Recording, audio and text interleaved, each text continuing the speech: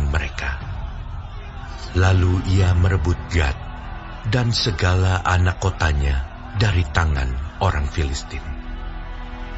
Dan Daud memukul kalah orang Moab, sehingga orang Moab takluk kepadanya dan harus mempersembahkan upeti. Selanjutnya Daud memukul kalah Hadadezer, Raja Zoba, dekat Hamat.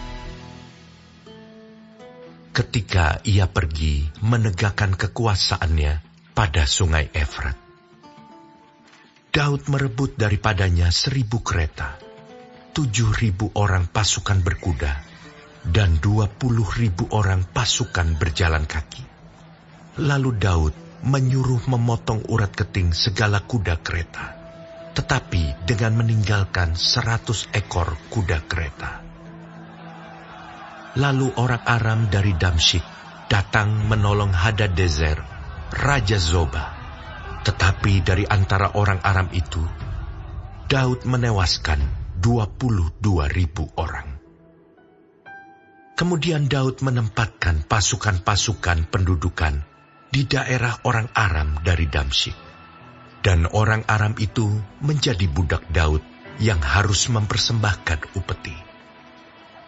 Tuhan memberi kemenangan kepada Daud kemanapun ia pergi berperang. Sesudah itu, Daud mengangkut perisai-perisai emas yang dipakai oleh orang-orang Hadadezer, lalu membawanya ke Yerusalem.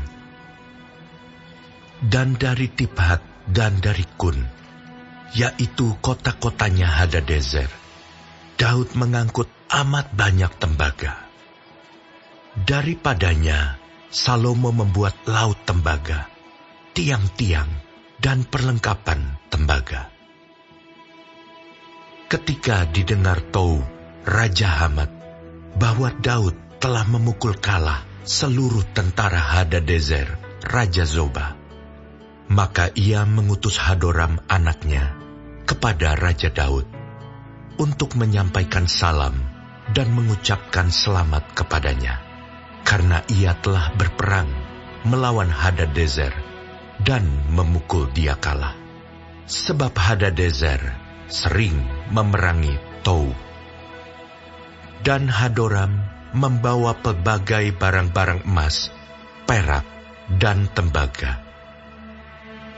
Juga barang-barang ini dikhususkan Raja Daud bagi Tuhan, bersama-sama perak dan emas yang diangkutnya dari segala bangsa, yakni dari orang-orang Edom, dari orang Moab, dari Bani Amon, dari orang Filistin, dan dari orang Amalek. Abisai anak Zeruya menewaskan 18.000 orang Edom di lembah Asin. Lalu ia menempatkan pasukan-pasukan pendudukan di Edom, sehingga seluruh Edom diperbudak oleh Daud. Tuhan memberi kemenangan kepada Daud, kemanapun ia pergi berperang.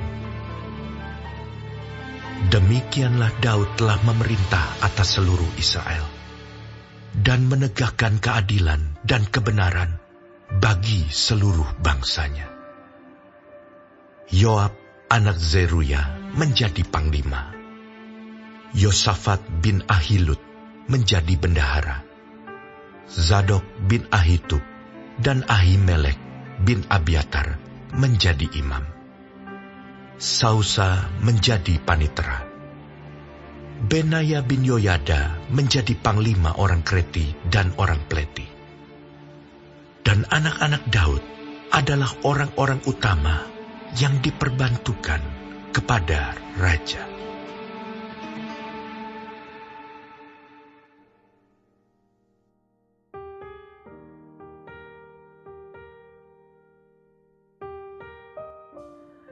Shalom saudara-saudaraku yang kekasih di dalam Tuhan Yesus Kristus.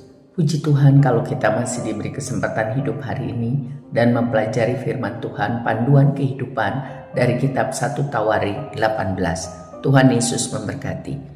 Pasal ini menceritakan mengenai kemenangan Daud dalam bertempur di berbagai tempat, semua karena anugerah Tuhan. Dan bagian sisi Daud, dia mengatur pegawai-pegawainya dengan baik.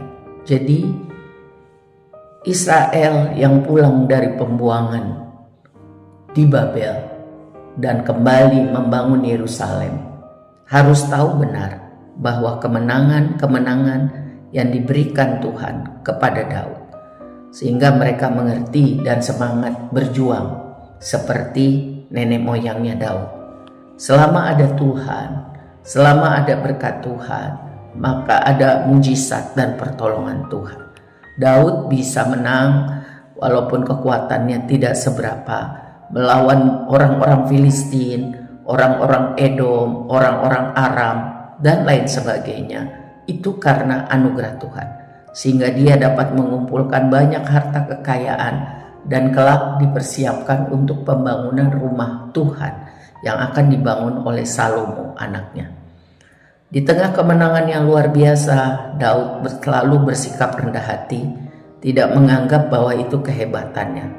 Tercatat benar bahwa semata-mata karena karunia Tuhan. Dan wujud syukurnya, maka barang-barang yang terindah dikhususkan untuk pembangunan rumah Tuhan kelak. Jadi, kalau kita diberkati Tuhan, selalu ingat bahwa itu semua anugerah Tuhan. Tidak ada tempat setitik pun untuk sombong dan tinggi hati. Dan Daud juga mengatur pegawai-pegawainya bekerja sesuai dengan talenta dan mendapat pengawasan yang baik sehingga mereka dapat maksimal. Jadi ada bagian Tuhan dan ada bagian manusia.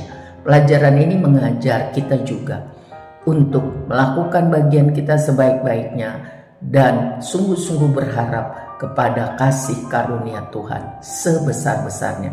Karena Tuhan Maha Besar, Dia sanggup meninggikan dan merendahkan orang. Marilah kita hidup menurut takut akan Tuhan, dan bersama Tuhan kita bisa jadi pemenang. Tuhan Yesus memberkati.